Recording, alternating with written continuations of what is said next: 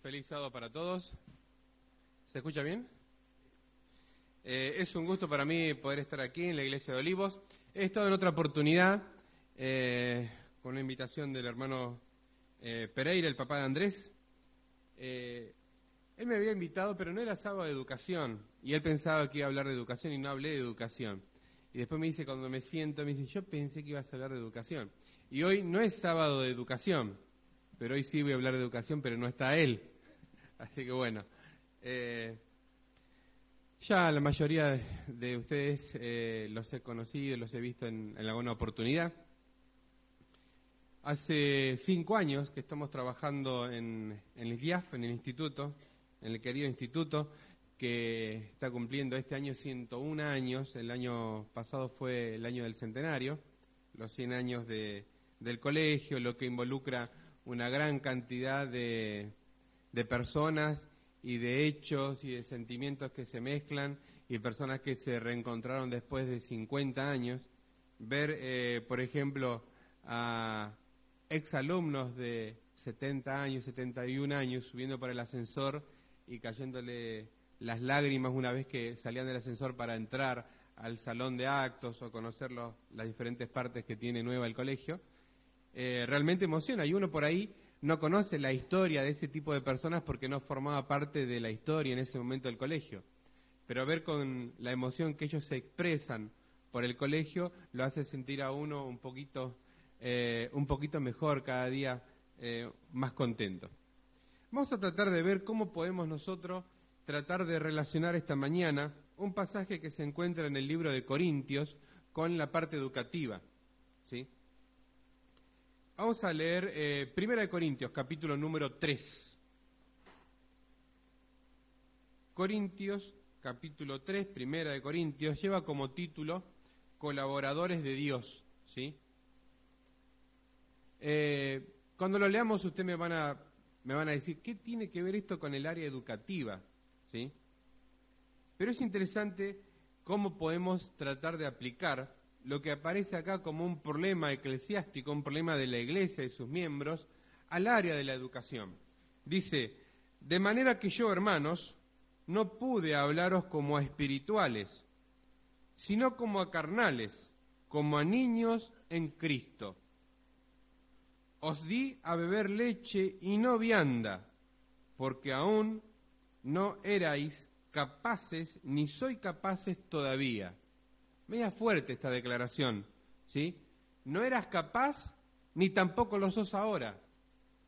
Por eso es que todavía estás alimentándote con un alimento no sólido. Porque aún sois carnales, pues habiendo entre vosotros celos, contiendas y disensiones, ¿no sois carnales y andáis como hombres? Porque diciendo el uno, yo ciertamente soy de Pablo, y el otro, yo soy de Apolos, ¿no sois carnales? ¿Qué pues es Pablo y qué es Apolos? Servidores por medio de los cuales habéis creído, y eso según lo que a cada uno concedió el Señor. Yo planté, Apolos regó, pero el crecimiento lo ha dado Dios. Así que ni el que planta es algo, ni el que riega, sino Dios, que da el crecimiento. Y el que planta y el que riega son una misma cosa, aunque cada uno recibirá su recompensa conforme a su labor. Versículo número 9. Porque nosotros somos colaboradores de Dios y vosotros sois labranza de Dios, edificio de Dios. Es interesante cómo podemos ver en este pasaje, en estos pasajes del 1 al 9 del capítulo 3 de Corintios, de primera, cómo aparentemente está dirigida a la iglesia porque en ella estaban algunas dificultades. Dificultades que nosotros podemos decir, en nuestra iglesia no pasa, en la iglesia de Olivos no pasa en la iglesia del instituto a la cual pertenezco, no pasa a la iglesia de Guernica donde son mis padres, donde nosotros tuvimos mucho tiempo, no pasa a la iglesia de Lomas, no pasa en ninguna iglesia, no hay contiendas en ninguna de nuestras iglesias.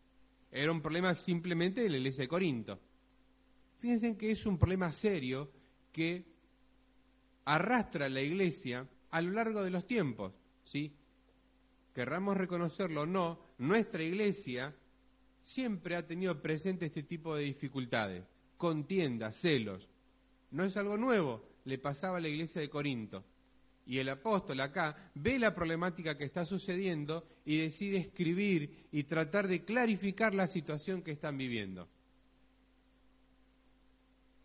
Porque sois carnales, le dice, pues habiendo en vosotros celos, contiendas y disensiones, peleas, dificultades, no se ponen de acuerdo, tienen visiones diferentes, creen que la misión se puede cumplir de diferente forma, pero no hay acuerdo entre ellos. Cosas que suelen pasar en el seno de la iglesia.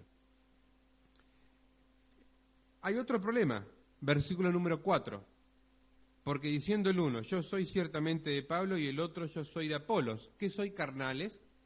Pregunta.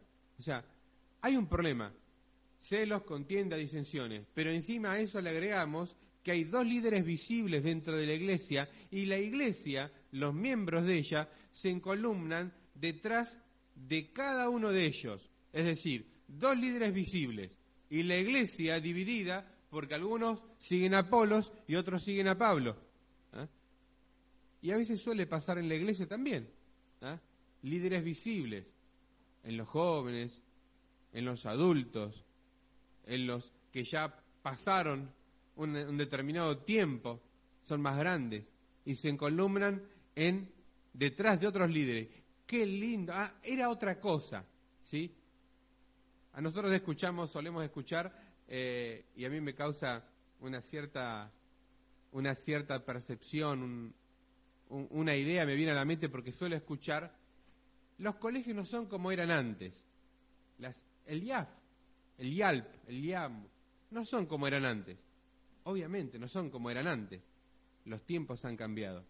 Pero fíjense en qué interesante que menciona acá, capítulo número 3, versículo 4. Hermanos, hay contiendas, hay disensiones, pero encima a eso le agregamos que detrás de cada uno de los líderes se encolumnan diferentes personas que creen en una misma misión, en una misma visión. Escribe el apóstol y les dice, no solamente tienen este grave problema, sino que ahora ustedes van detrás de dos líderes y piensan que uno es el que tiene la autoridad total como para ser reconocido como el verdadero líder, pero hay otros que piensan que existe otra persona y van encolumnadas detrás de esa persona. Grave problema que estaba teniendo la iglesia. ¿Qué pasa cuando en una iglesia ocurren disensiones, ocurren contiendas, peleas, y encima los líderes visibles están divididos? ¿Qué pasa con la iglesia? ¿Qué pasa con la iglesia? Cae la iglesia, porque cada uno muestra su propia visión y cada uno hace que se encolumnen detrás de ellos diferentes tipos de personas. Y los dones se dividen, y la iglesia se divide, y la actividad de la iglesia está dividida. Y ese es el problema que estaba teniendo la iglesia en Corinto. Por eso viene la carta del apóstol. El versículo número 5 al 7 dice, ¿qué pues es Pablo y qué es Apolos? ¿Quiénes son Pablo y Apolos? Pregunta. ¿Qué es? Servidores por medio de los cuales habéis creído. Servidores. Los hace directamente pensar. Líderes, sí, son líderes, pero son servidores ante todo. Por medio de los cuales habéis creído. Y eso según lo que a cada uno concedió el Señor. Yo planté, Apolos regó, pero el crecimiento lo ha dado Dios. No se olviden, ¿sí?, que, primero, antes que líderes son servidores. Y después que son servidores, el crecimiento no lo dan ustedes por ser propiamente los líderes o los servidores, sino que el crecimiento lo da ¿quién? Dios. El versículo 7 dice, así que ni el que planta es algo, ni el que riega. Esto es muy duro, hermano. Si ustedes leen bien, dice, así que el que planta, ni el que planta es algo. Dice, así que ni el que planta es algo, ni el que riega es algo. Sin embargo, muchas veces nos creemos los líderes. Y este versículo nos cae nuevamente a la realidad.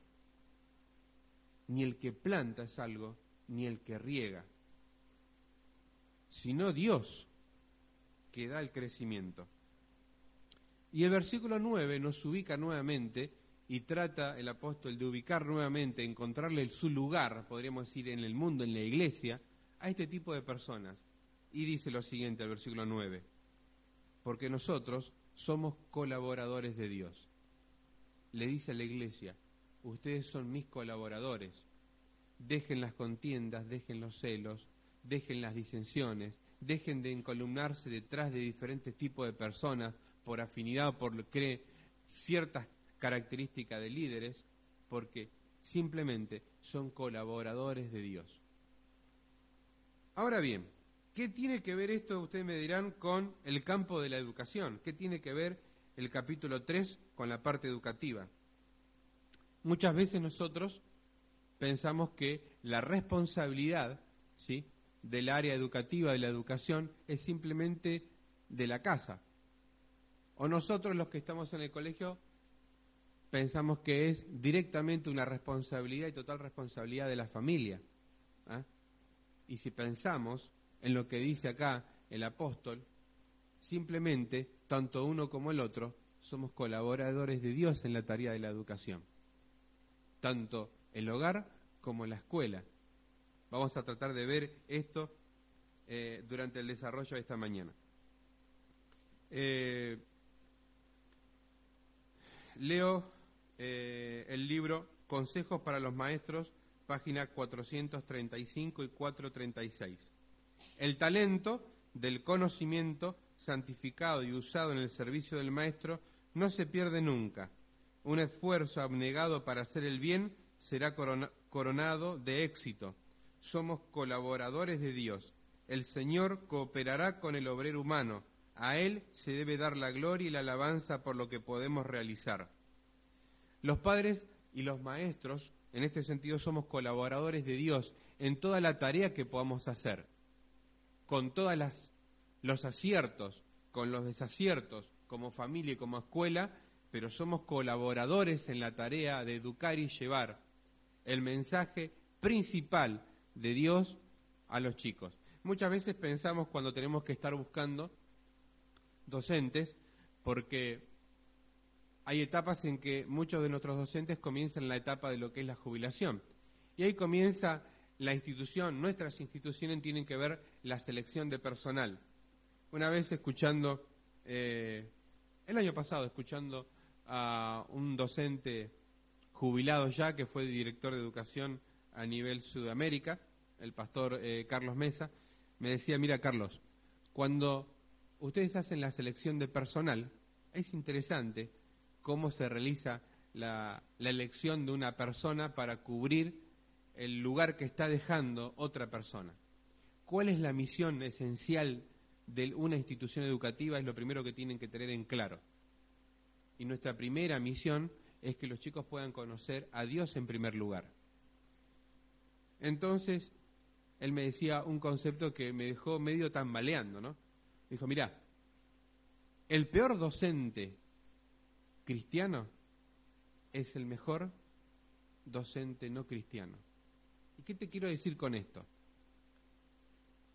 El mejor docente cristiano, a pesar de su poca experiencia, puede crecer. Pero una persona que es un excelente docente, pero que no tiene principios cristianos, no va a concordar con tu misión. ¿Cuál es tu misión primera? Que los chicos conozcan a Dios. Puede ser un excelente docente, con las mejores calificaciones, con los mejores títulos de las mejores universidades, pero completamente ajeno a la misión que tiene o que debe tener un docente cristiano. Ese docente no va a hacer la misión que nosotros tenemos en primer lugar como colegio, que es llevar a los pies de Jesús a los chicos. Y eso es clave, ¿eh? Cuando comprendemos eso nos damos cuenta de que somos simplemente colaboradores de Dios en la tarea de lo que es educar a nuestros chicos.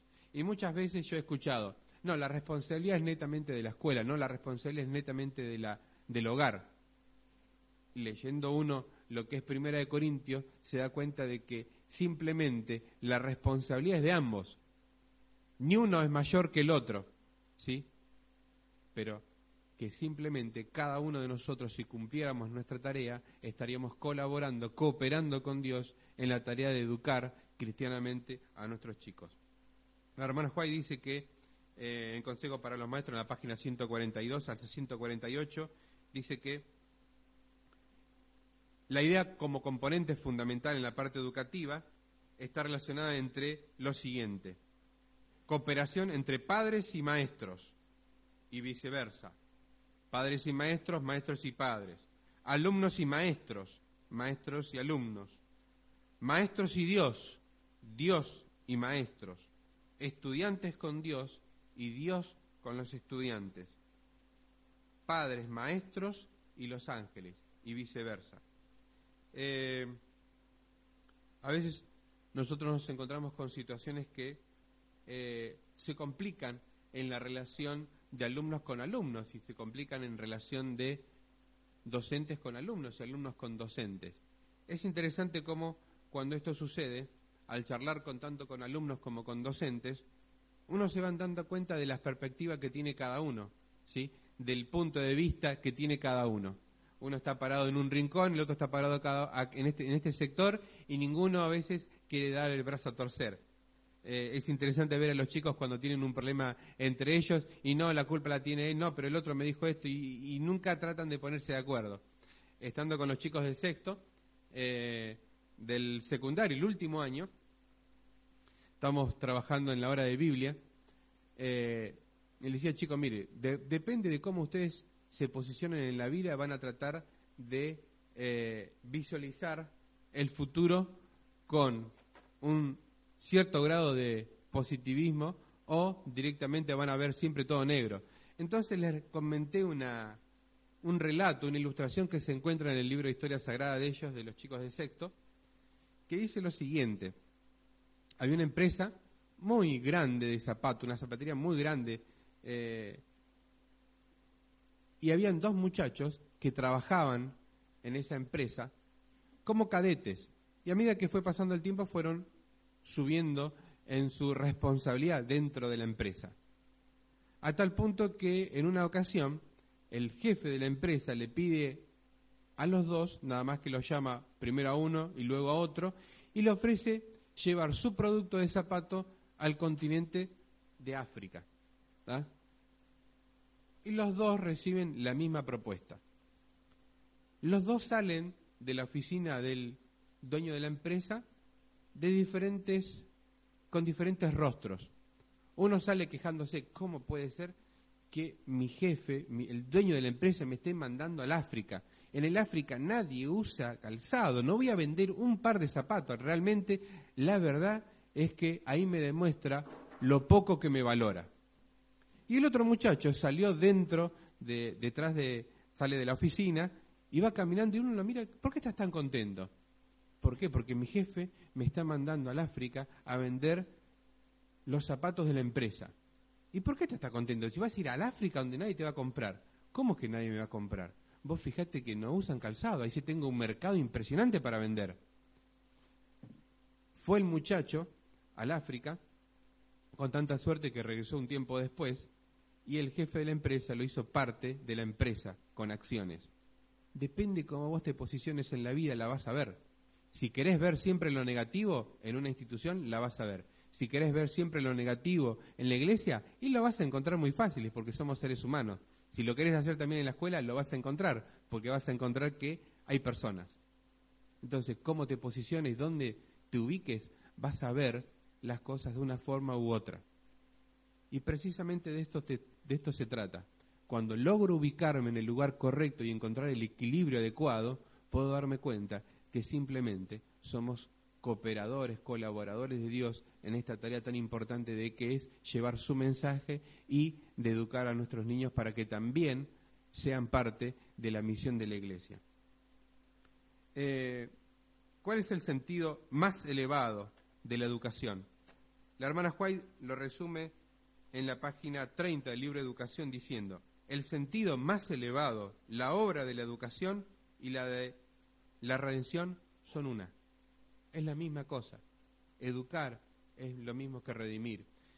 todos los que conocen el IAF van a ver que tiene un lema. Antes estaba en una pared lateral, ahora está en el centro, apenas entra en la recepción, que dice educar es redimir.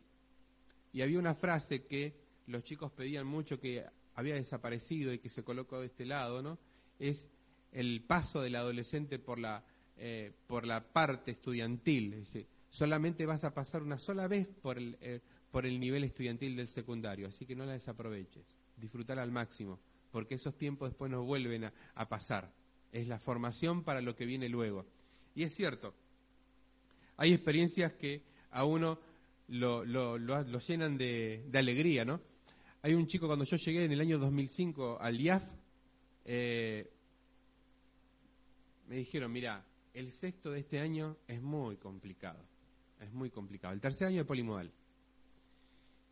Se acerca la tutora del curso, se acerca la vicedirectora y me entregan un legajo, que ellos no lo llamaban legajo, lo llamaban prontuario, ¿no? Yo miro el legajo y digo, wow, este muchacho, todo un tema. Así que leo el legajo, lo llamo, al muchacho no me conocía porque yo ingreso en febrero, el 22 de febrero más o menos al IAF, y ya tenía el legajo del muchacho en el escritorio de mi oficina. Así que una de las primeras cosas que hago es entrevistarme con los chicos, los que están terminando ese año, al inicio de año, ¿no? Y llega el turno de este muchacho y me entrevisto. Y le hago el comentario, mirá, esto es tu paso por el colegio. ¿Qué pensás? Que ha sido dificultoso mi paso. ¿Pero vos tenés intenciones de seguir en el colegio? ¿Cómo? ¿Cómo que si tengo? Claro que sí. Bueno, pero así sabes que no podés continuar. Y la madre que estaba con el muchacho queda sorprendida. Mirá, vamos a hacer un convenio entre vos y el colegio.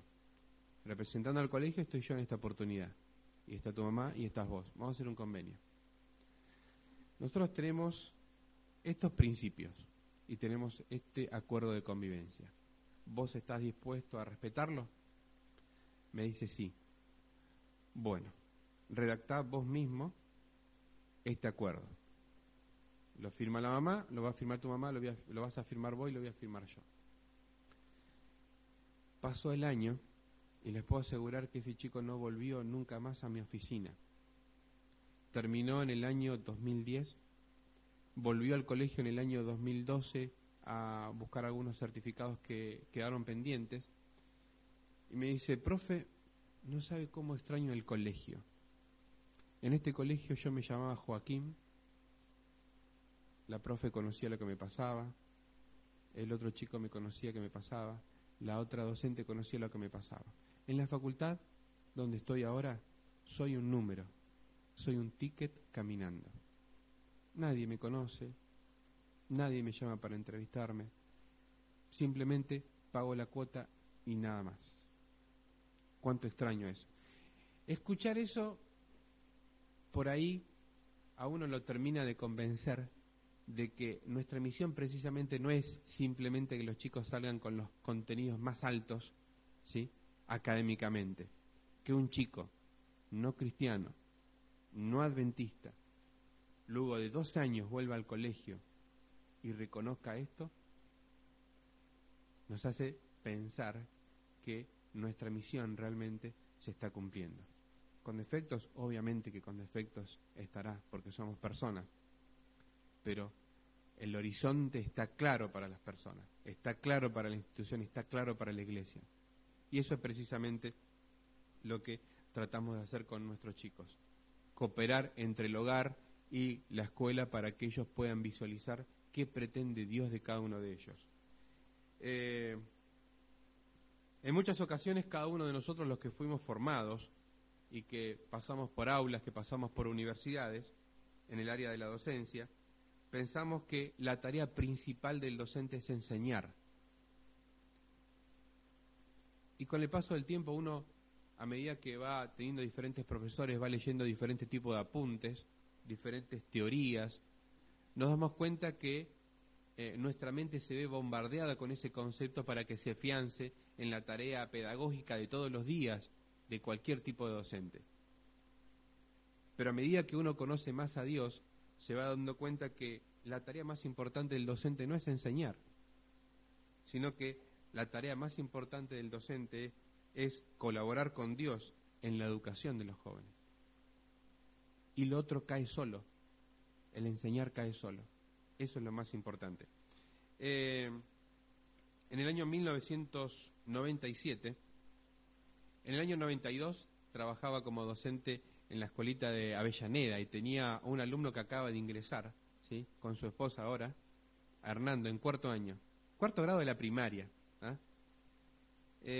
Un año después, conocí un colegio en Dock Sud, la escuela número 35, y comencé a trabajar. En el año 1997 pasé por las aulas del séptimo grado. ¿Ah? Mi título de base, mi primer título es maestro de grado, así que trabajé mucho tiempo como maestro y tuve alumnos de primer grado, de segundo, pasé por todos los grados.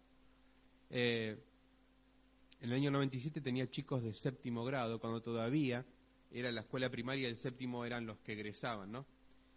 Ustedes saben que la matrícula de los alumnos de la escuela Dock Sud, número 35, que está en la calle Huergo, alguno por ahí, si alguna vez anduvo por ese sector, sabe que no es un sector muy bonito como para poder andar.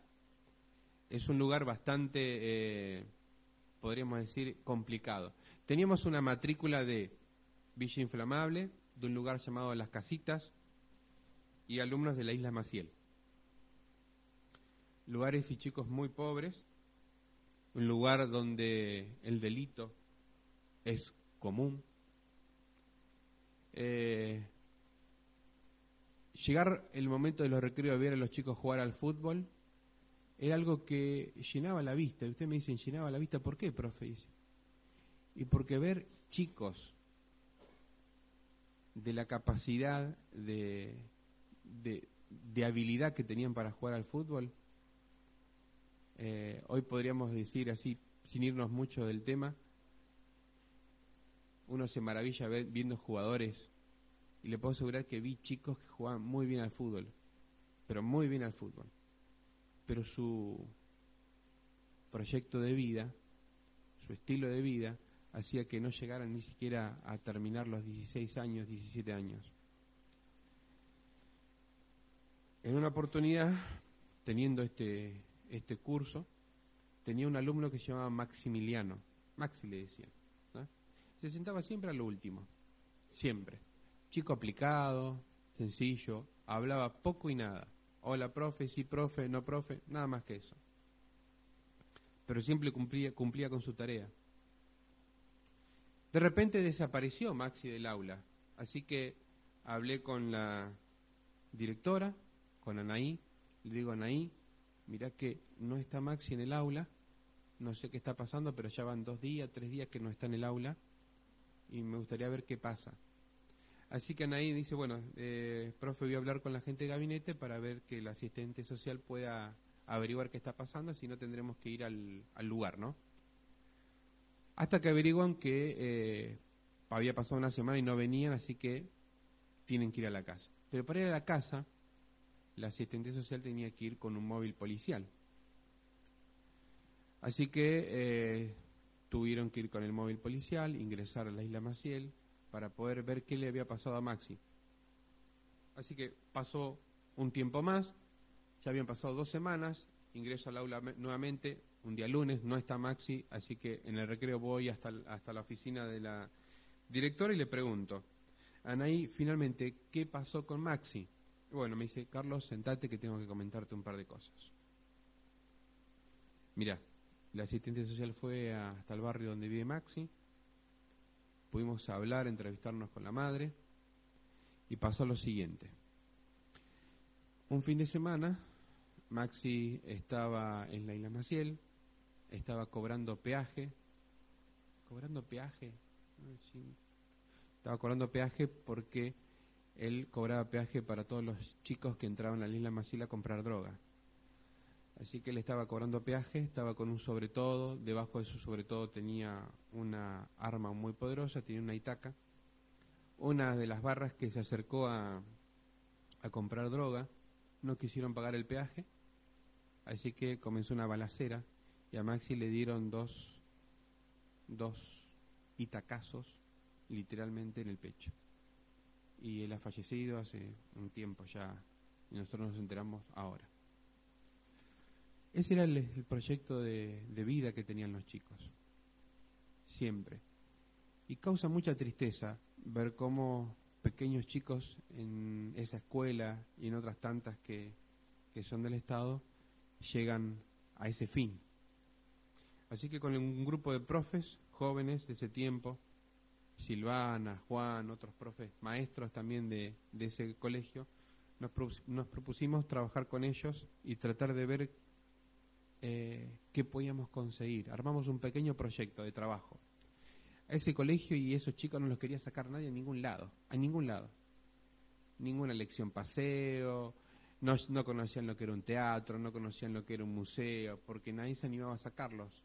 Era muy complicado sacarlos por los problemas disciplinarios que tenían. Pero justo ese curso era muy capaz académicamente. Teníamos chicos que trabajaban mucho porque había muchos chicos que cartoneaban por la noche e iban medio dormidos por la mañana para poder recibir un poco de educación. Recuerdo que habían chicos muy, pero muy capaces. Así que una mañana decidimos armar el proyecto. Armamos el proyecto, pasado una semana, no sé si ustedes recuerdan, pero salió por televisión. Hay una explosión de una fábrica química en Dock Sud y se produce una nube tóxica, ¿sí?, que abarca a una ciudad, parte de una ciudad en Dock Sud. De repente nosotros estábamos en el aula y se oscurece todo lo que era el sector del colegio. Miro para afuera, uy, qué tormenta, pensamos. Y era la nube que había caído literalmente en el colegio. Creo que en 10 minutos tenían los bomberos y todos nos trasladaron hasta el Hospital Fiorito, frente al IADA, al Instituto Adventista Avellaneda. Todos, los docentes, nos estuvieron ahí prácticamente como 2 horas, nos sacaron sangre a los chicos, a mí, a todos los docentes, a la directora, a todos, porque los chicos se nos caían, se nos desmayaban del olor que tiraba esa nube.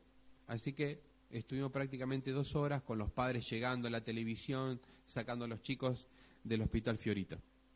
A raíz de eso, encadenado con lo que había pasado con Maxi, los mismos chicos proponen preparar una obra para presentarla dentro del colegio, ¿no?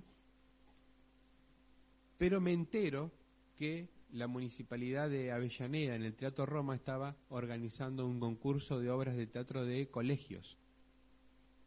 Y le decimos a la dirección de la escuela que por qué nos consiga esa información para poder participar con los chicos. Me dice, no, yo ya tengo la información, pero no vamos a ir porque no podemos ir con estos chicos. Pero Anaí, vamos a hacer el intento.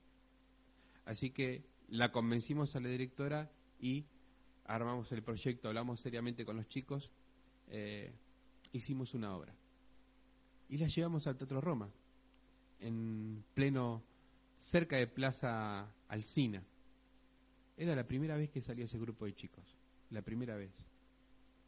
Y la primera vez que un colegio estatal llegaba a esa instancia, a ese lugar. Terminó el año, egresaron los chicos, se acercaron un grupo de unos 5 a 7 chicos, donde estábamos nosotros, todos los docentes, y estos chicos saliendo del colegio. Era escuela hasta séptimo nada más. Ahora ya es un colegio que tiene hasta parte de la educación secundaria, la básica. Y nos dicen, profes, muchas gracias porque es la primera vez en la historia que un grupo de docentes nos muestra que nosotros, con nuestras carencias, podemos visualizar un futuro diferente. Hoy en día, luego de un tiempo largo, yo suelo ir a ese colegio porque tengo que firmar, todavía aparezco en una planilla por esos trámites medio extraños que tiene Provincia de Buenos Aires y que aparecen tarde los movimientos. Tengo que ir a firmar alguna que otra planilla. Me crucé con un grupo de chicos, con la alegría de que ellos me cuentan, profe, terminé abogacía, estoy terminando administración de empresa. Lugares donde uno piensa no va a salir nada bueno. ¿Vieron cuando menciona qué va a salir del lugar donde venía Jesús? O sea, uno piensa, qué bueno puede salir. Y salieron. simplemente por mostrar otra opción diferente, otra opción que los podía hacer porque ellos podían hacer la diferencia en el lugar donde se encontraban. Y precisamente de eso se trata lo que es educar. Los grandes principios de la educación son inmutables, dice la hermana White. Están afirmados eternamente y para siempre, porque son los principios del carácter de Dios. El principal esfuerzo del maestro y su propósito constante deben consistir en ayudar a los alumnos a comprender estos principios y a sostener esa relación con Dios que hará de ellos un poder dominante en la vida. El maestro que acepta esta meta es verdaderamente un colaborador con Cristo y con Dios. Y principalmente la principal función de la educación cristiana es desarrollar el carácter de los chicos, ayudarlos a que ellos puedan fortalecer y puedan formar el carácter que les permitirá ubicar y encontrar el equilibrio para tomar decisiones correctas en los momentos justos y oportunos. Así como tuve experiencias como esta, tuve experiencia de otros compañeros que no fueron tan lindas. Ya en la iglesia, década del 80, finalizando la década del 80, 2 chicos de nuestra iglesia, allá en Guernica, decidieron partir para la villa, para la UAP, con tanta mala suerte que cuando llegaron a la villa, entraron a su habitación, dejaron toda su ropa, todas sus cosas. Cuando volvieron a su habitación no tenían nada. Le habían robado todo. Y recuerdo con el esfuerzo que se juntó en la iglesia de San Vicente, en la iglesia de Guernica, para que ellos tengan las cosas para poder llegar a la universidad. Y el esfuerzo que los chicos habían hecho para convencer a las familias que los dejen ir a la villa. Y de repente no tenían nada. Tuvieron que se volvieron muy enojados, muy molestos. Mucho tiempo ellos decidieron alejarse de la iglesia. Marcos y Jorge. Y se alejaron de Dios a consecuencia de ese hecho, pensando o idealizando una institución. Cuando vuelvo a decir, están hechas por personas. Hace poco, de un par de años, me encontré nuevamente con ellos, con la alegría de que sus hijos, ellos están haciendo lo imposible para que puedan ir a estudiar al colegio, a pesar de la mala experiencia que ellos tuvieron. ¿Qué quiero decir con esto? ¿Qué quiero decir con todo esto? Que a pesar de que las instituciones, nuestra iglesia, tiene clara la visión, tiene claro el horizonte a donde tiene que ir, debería tener claro qué tiene que desarrollar en el alumno un docente, es plausible de que se produzcan este tipo de hechos, este tipo de situaciones. Lo interesante es encontrar el equilibrio como para visualizar cómo debo moverme ante este tipo de situaciones. La primera obra misionera para los padres es trabajar por la salvación de sus hijos. Es la primera actividad misionera. Muchas veces he visto cómo la familia completa trabajaba en la actividad misionera de la iglesia, pero sus hijos hacían cualquier tipo de otra actividad. Y es clara la hermana White con el mensaje de actividad misionera. La primera obra misionera para los padres es trabajar por la salvación de sus hijos. Hogar Cristiano, página 29. El corazón de los hijos es como un jardín donde los padres cultivan. El hogar también es un jardín. Es interesante. ¿Qué pasa si a una planta yo le pongo exceso de agua? Si a la planta le falta el agua, si a la planta la agarra granizo, Si la abandono,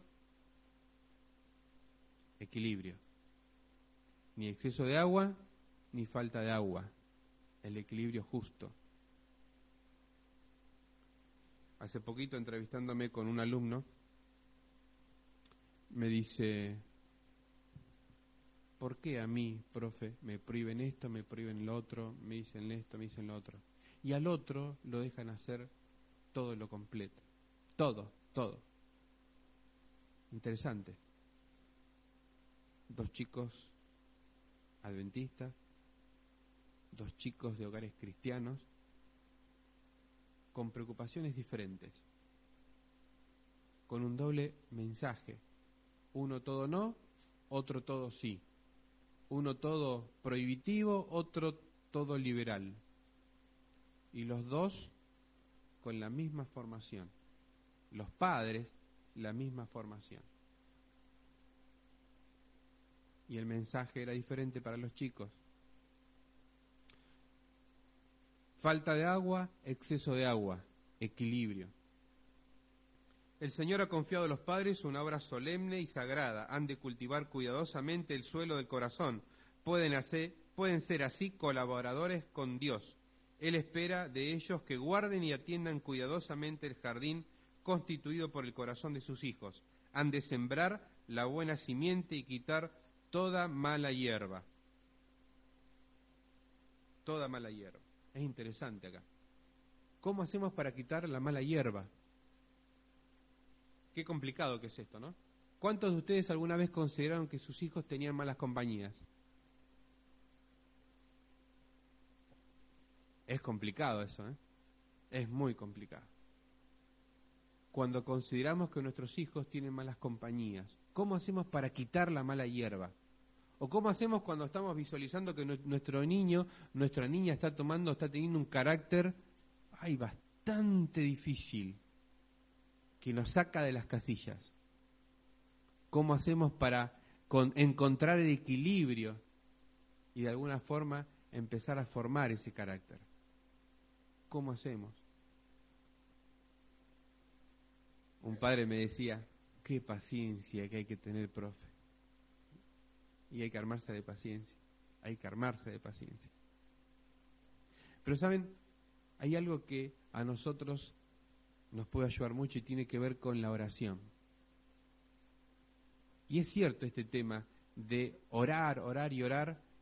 Y mi abuela decía, mire mijo, sí, cuando los chicos son chicos, los problemas son chiquititos. Pero cuando los chicos son grandes, los problemas también son grandes. Así que lo único que tiene que hacer es orar. Y una vez escuché una ilustración de un pastor, el pastor que me casó a mí, el papá de Hernando. Él contaba en una ilustración que había una abuelita en la familia que tenía la costumbre de llamar por teléfono todo el día a toda la familia. Pero había un momento en que ella llamaba por la noche para ver si habían llegado a casa. La abuelita oraba todo el día por su familia y cuando llegaba la noche llamaba por teléfono para ver si ya estaban en la casa.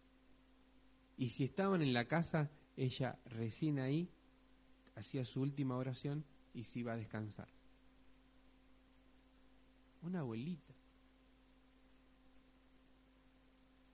que oraba todo el día por su familia y no se iba a descansar hasta que se aseguraba que toda su familia estaba descansando en la casa. Orar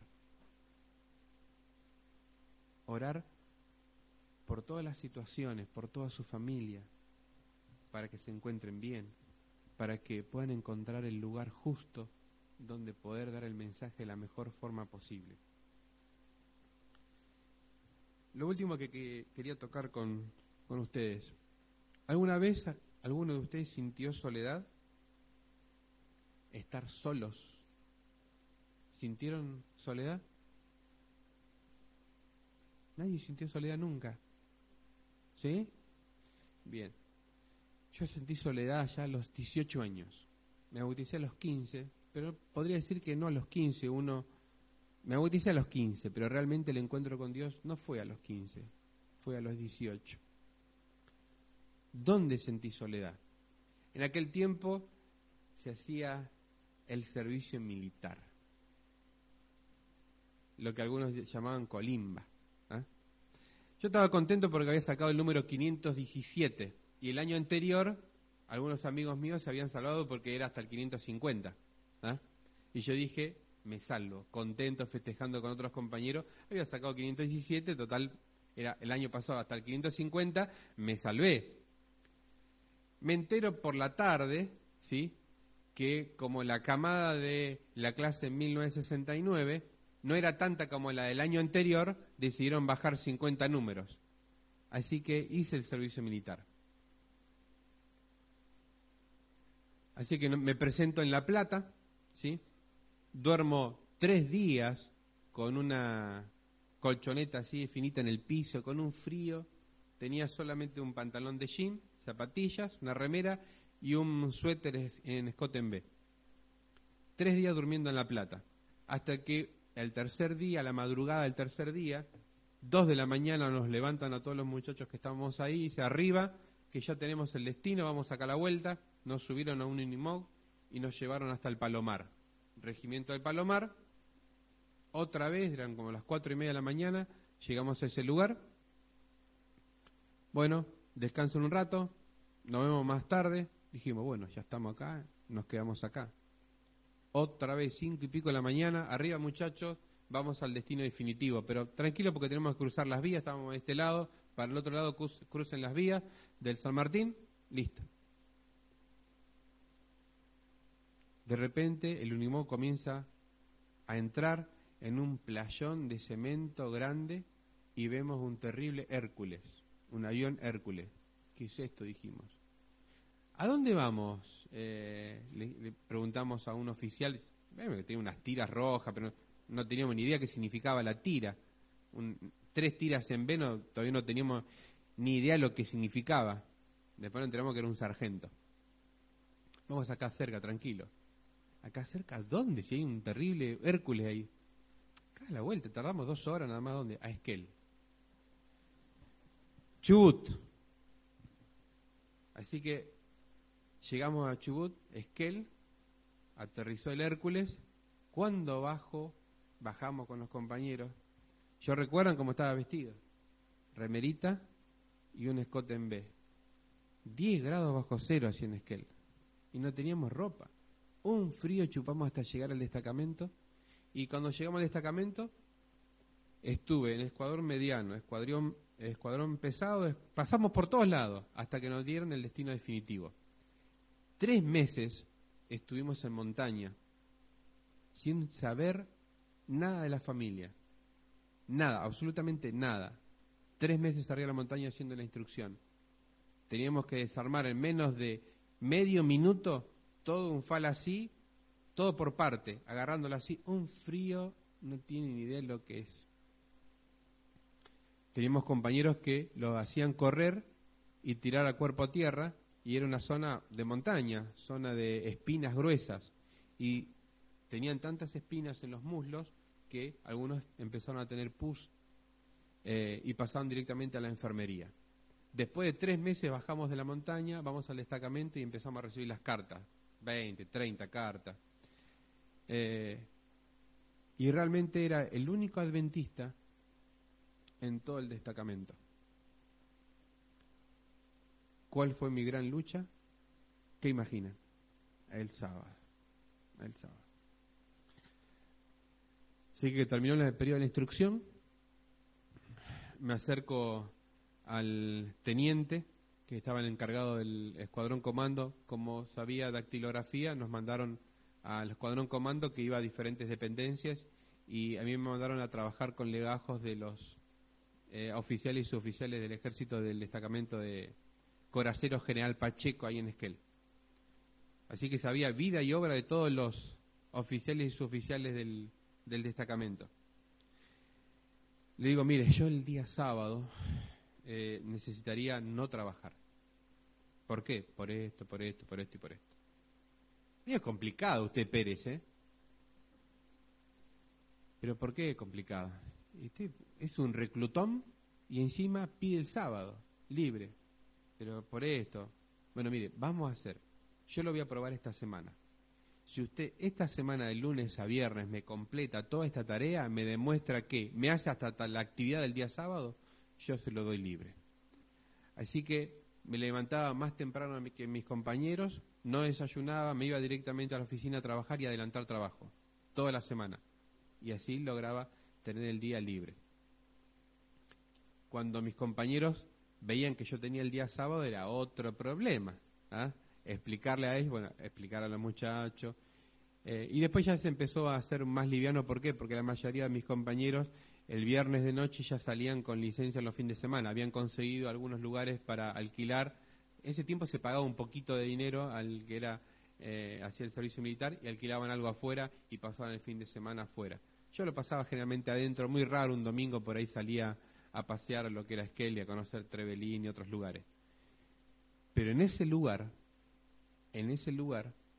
uno sentía la soledad.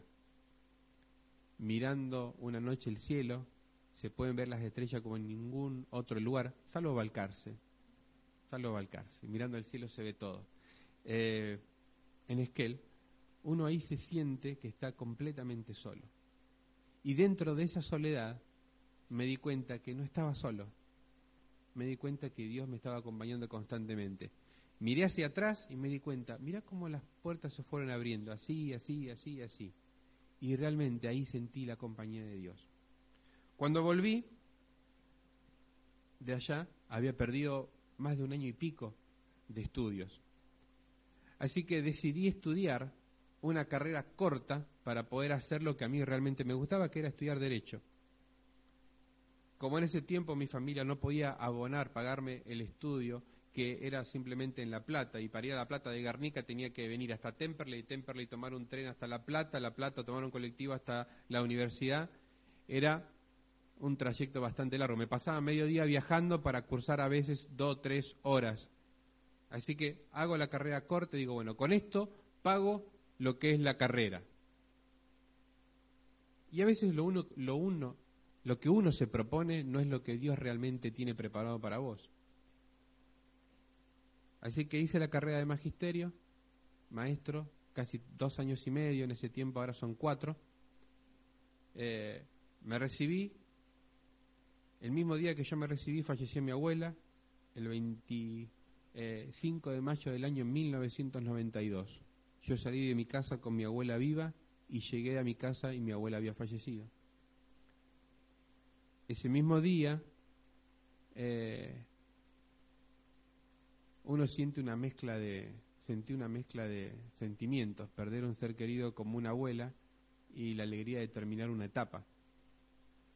Y el domingo tenía 2 personas en casa, una chiquitita así que sigue bien chiquitita, ¿no, Nando? Todavía no ha crecido mucho, sigue de la misma forma. Recibía a Silvia y lo tenía a Rolando en casa. Carlitos, queremos que vayas a trabajar a Avellaneda. No tenía ni gana ni ánimo para ir a Avellaneda. Y los tuve en casa, creo que ganaron por cansancio. Estuvieron como 3-4 horas para convencerme en casa para poder ir a trabajar. Y recuerden que yo simplemente había estudiado esa carrera como trampolín para poder estudiar lo que realmente me interesaba. Así que para mí no era negocio, ir viajando de Guernica hasta Avellaneda. El que conoce Guernica sabe lo que es Guernica. ¿Alguien conoce lo que es Guernica? Viajar de Guernica hasta Avellaneda, tomar un colectivo hasta Gleu para poder tomar el tren.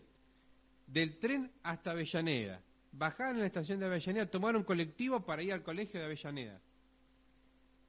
No era negocio, porque quería estudiar.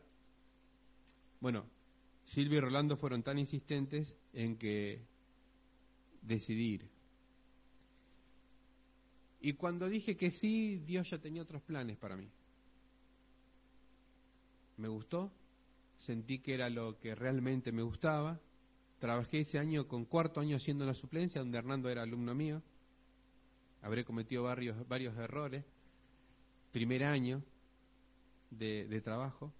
Y realmente no tenía pensado seguir trabajando. Y fui a hacer una suplencia de una chica que se había quebrado la clavícula. Yo sigo, realmente estoy en ese lugar porque realmente Dios quería que esté en ese lugar. Porque al poco tiempo se descubre que la chica era uruguaya y para poder ejercer la docencia, una persona extranjera tiene que tener 10 años de residencia en el país. Y ella no llegaba a los 10 años. Yo fui simplemente por una suplencia de 45 días y cuando me di cuenta era el docente titular del área. Y así fueron hasta el año 2004. Y a partir de ahí descubrí que realmente Dios tenía preparado otra cosa para mí. Y recuerdo que salíamos de Guernica, a las 5 de la mañana nos levantábamos, con Oriana, que ahora tiene 17 años. Ella tenía 3 para 4, para ir a la sala de jardín. Nos levantábamos a esa hora para poder llegar al colegio de Avellaneda, dejarla a ella en jardín, yo salir a otro colegio a dar clases y después volver a trabajar al colegio de Avellaneda. Así hasta el año 2004. Y ustedes me preguntan, ¿y cuál era tu plan? Y mi plan era hacer otra cosa. Pero Dios a veces tiene planificado para cada uno de nosotros otra cosa que no es lo que vos querés. Dios me pidió que pueda colaborar con la educación, con mis falencias, con mis errores, con las pocas virtudes tal vez que Él ve en mí, pero ayudar a que otros chicos también puedan conocer lo que uno conoció. Podrá ser una mayor o peor parte académica, pero lo que no puede ser peor es formar a los chicos para que acepten a Jesús, que es lo más importante. Y eso tiene que ver con el ejemplo que nosotros también le podemos dar a nuestros hijos en el hogar, porque lo que decimos con la boca lo podemos borrar con nuestros propios actos. Así es lo que le pasó a un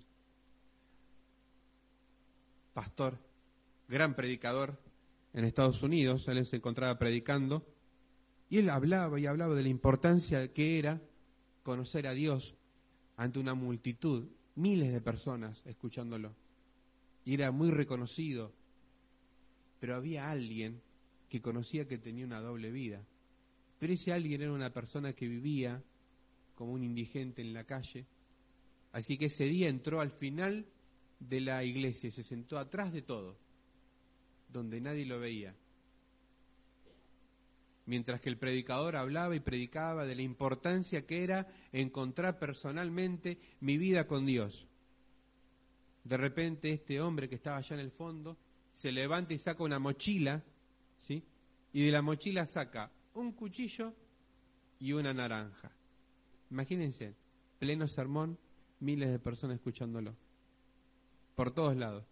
Y él se para en medio de la predicación y comienza a pelar la naranja. Empieza a pelar.